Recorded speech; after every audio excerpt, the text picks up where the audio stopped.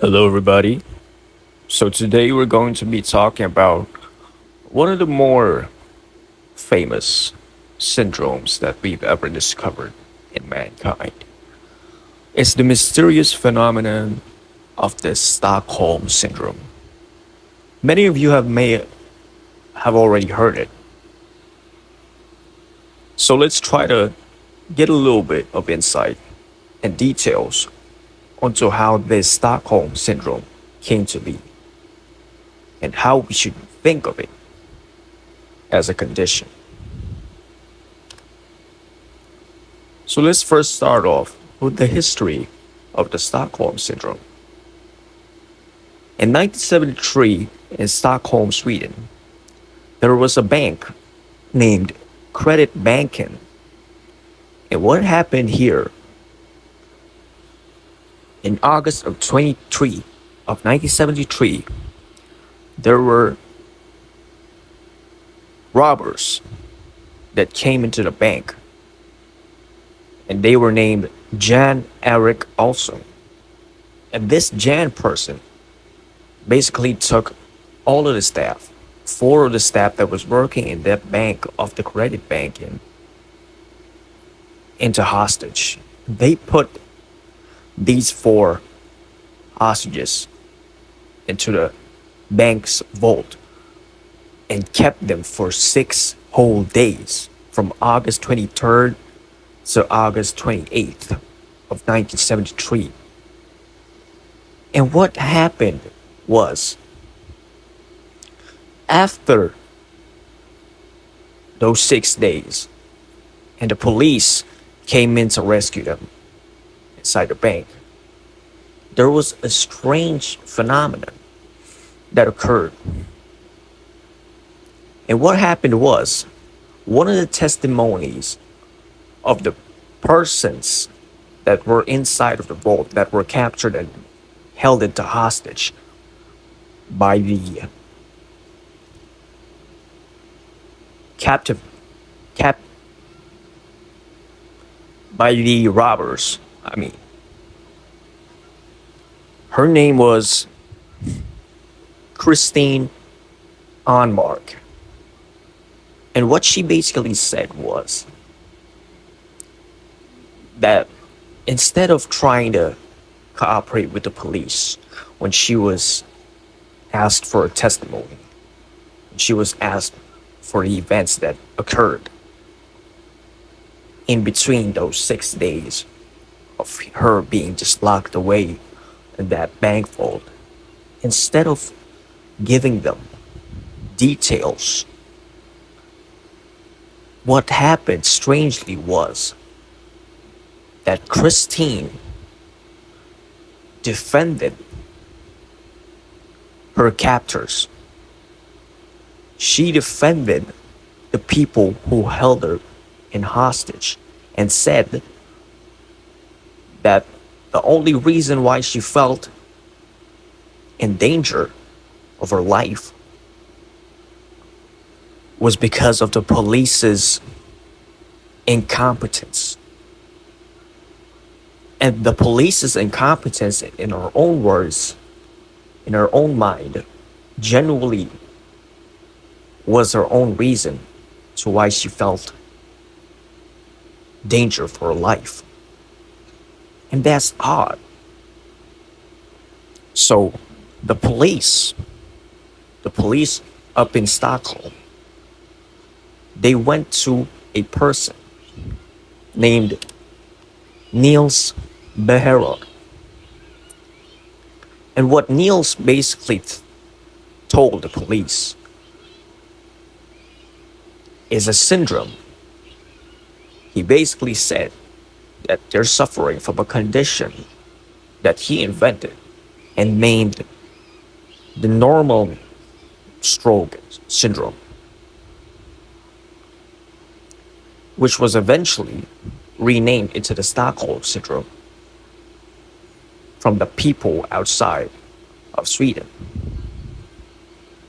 And what he basically said is that the people who were held captive felt some sort of empathy some extent of empathy and sympathy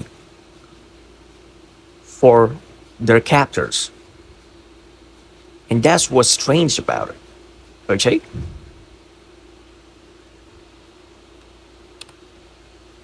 But psychologists in the United States, they thought that this Stockholm Syndrome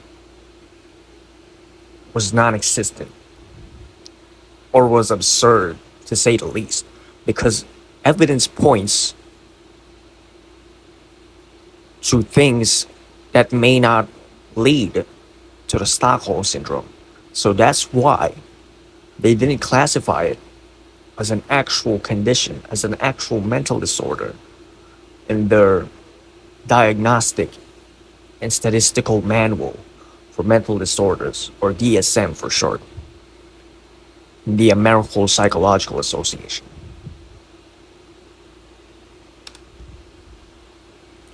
One of the more famous cases of Stockholm Syndrome happening is the case of Patty Hearst. And Patty Hearst was basically just a person, a woman, a daughter of the Hearst family. She was also an American actress. And apparently, what happened to her was she was held captive and kidnapped by an urban guerrilla group, or you could say a terrorist group.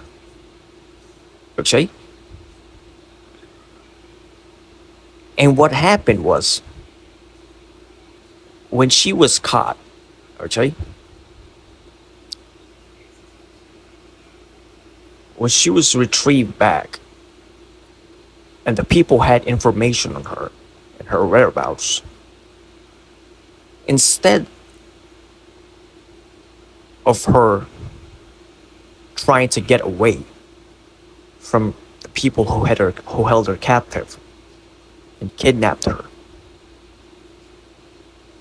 she basically joined the terrorist group that they were running. She basically joined the terrorist group of the kidnappers that held her and made her captive. Okay? That's one of the most famous cases of Stockholm Syndrome. So to conclude, what should we think about the Stockholm Syndrome? For me personally, in my own opinion, I think the Stockholm Syndrome, no doubt, has some degree of science to it. There has to be some degree of science to it. But who says what science is used or can be used for evidence of the Stockholm Syndrome is not upon me. But I think there's a pretty good principle that explains why the Stockholm Syndrome even existed or was even conceptualized. I think that it's because of the behavioral tendency of humans. Okay? Our behavioral tendency to go to the path of least resistance. Okay? And what I mean by that is, hypothetically, if you were to be put in the same positions as Christine Onmark and Patty Hearst, of course, initially you would try to fight back against your captors. But as time goes by, you're logically going to lose some of that willpower to fight back. And when you do, you try to manipulate yourself into thinking that maybe they aren't bad people after all. That maybe there is something inherently human about them, about the people who held you in captive, that may have been the reason why they are doing this in the first place. And you try to put yourself in their shoes when you should not be doing that. and the relation of the path of least resistance, our behavioral tendency to lean more to the path of least resistance towards that is that when you lose willpower to avoid cognitive dissonance, to avoid some sort of cognitive dissonance inside yourself, you try to gaslight yourself into thinking that the behavior is good, that the behavior of your captors and the people who are holding you hostage are morally justified. And that's what I think the Stockholm syndrome. That's what I think of the Stockholm syndrome and what causes the Stockholm syndrome in the first place. That's about it. So thank you for listening.